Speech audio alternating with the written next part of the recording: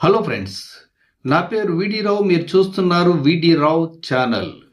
ఇది నిజాలే మాట్లాడదాం, నిజాలే తెలుసుకుందాం.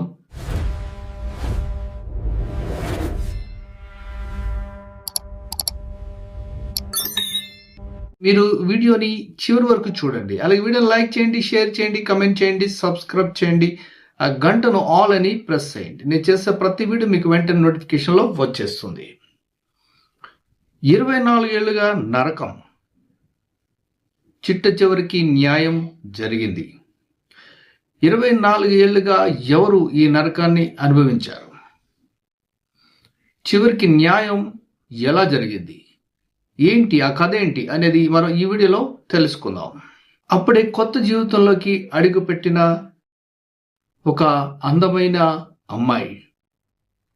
ఆ అమ్మాయి ధృవతారగా, సినీ తారగా వెలుగొందుతూ ఎన్నో సినిమాల్లో అవకాశాలు వస్తున్నాయి, చేస్తుంది. అంతలోనే ఆమె జీవితం అంతమైపోయింది.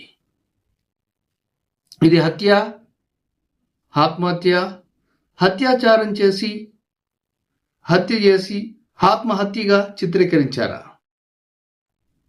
అంటే దీనికి 24 ఏళ్ళు మనం వెనక్కి వెళ్ళాలి. ప్రత్యూష మీ అందరికీ తెలుసు. ప్రత్యూష హీరోయిన్గా మంచి క్యారెక్టర్స్ చేస్తూ సినిమాల్లో 24 ఏళ్ల క్రితం మంచి మంచి అవకాశాలను అందిపుచ్చుకుంటూ తాను కూడా ఆకాశంలో ఒక తారలాగా వెలిగిపోవాలని ఆశలతో, కోటి ఆశలతో తను సినీ ప్రపంచంలోకి అడుగుపెట్టింది. సినీ ప్రపంచంలో తనకి చాలా బాగుంది, ఎందుకంటే కొత్త కొత్త అవకాశాలు వస్తున్నాయి. కానీ తాను పర్సనల్గా వెళ్ళిన ఏదైతే రహదారి ఉందో అది రాంగ్ వేలో వెళ్ళిపోయింది. ఆ రాంగ్ స్టెప్ ఏదైతే ఉందో తన జీవితం అల్లకల్లలో అయిపోయింది, అంతం అయిపోయింది. కానీ జరిగింది ఏది వాస్తవం? హత్యనా, ఆత్మహత్యనా, తాను స్వయంగా సూసైడ్ చేసుకుందా, మరి ఇంకెవరైనా ప్రియుడి గాని చంపేశాడా అనేది 24 సంవత్సరాలుగా జరుగుతున్న న్యాయ పోరాటం ప్రత్యూష తల్లి గారిది. చివరికి న్యాయమే గెలిచింది అని చెప్పుకోవడానికి నిన్న మొన్న వచ్చిన న్యూస్లో చూస్తున్నాం. 24 ఏళ్ల ఆ తల్లి పోరాటం చివరికి గెలుపునిచ్చింది. మన న్యాయ వ్యవస్థలో ఏదైనా ఒక సమస్య ఉంది అంటే మన భారతదేశ న్యాయ వ్యవస్థలో చాలా టైం తీసుకుంటారు. తప్పు చేయని వాడు నిందితుడిగా చాలా ఏళ్ళు జైళ్ళలో మగ్గుతూ ఉంటారు. వాళ్ళు బయటకు వచ్చేటప్పటికి వాళ్ళకి జీవితమే ఉండదు.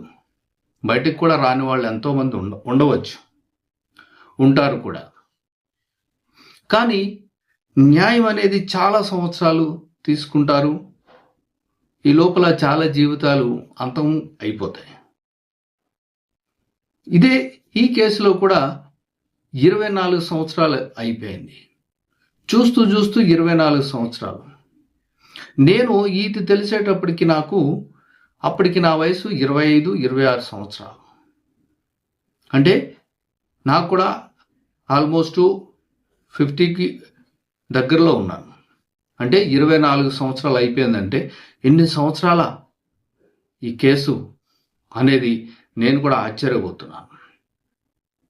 కానీ ప్రత్యూష గారి తల్లి ఎవరైతే ఉన్నారో నిజంగా మొదటి నుంచి తాను పోరాడుతూనే ఉంది. నా కూతురు నిజంగా హత్య చేయబడింది అని తను మొర్ర పెట్టుకుంటూనే ఉంది. తాను చెప్పిన స్టేట్మెంట్ను కూడా పక్కన పెట్టారు. కానీ అదే ఇప్పుడు నిజమైంది. ఎవరైతే చేశారో వాళ్ళని ఇప్పుడు అరెస్ట్ చేసి జైల్లో కూర్చోండబెడుతున్నారు, బెయిల్ను కూడా క్యాన్సిల్ చేసి.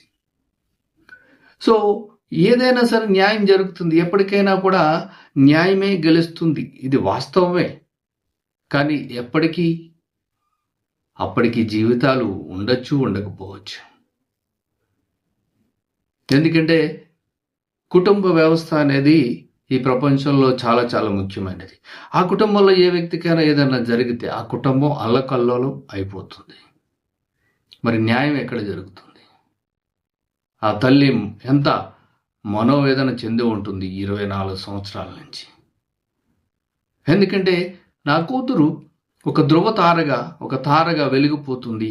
తన జీవితం చాలా బాగుంటుంది. మంచి లైఫ్ సెటిల్ అయిపోతుంది. చాలు అనుకున్న తరుణంలో జరిగిన ఇన్సిడెంట్ ఏదైతే ఉందో అది తల్లి జీవితాన్ని అల్లకల్లోలం చేసేసింది. కానీ పోరాటం అయితే ఆగలేదు.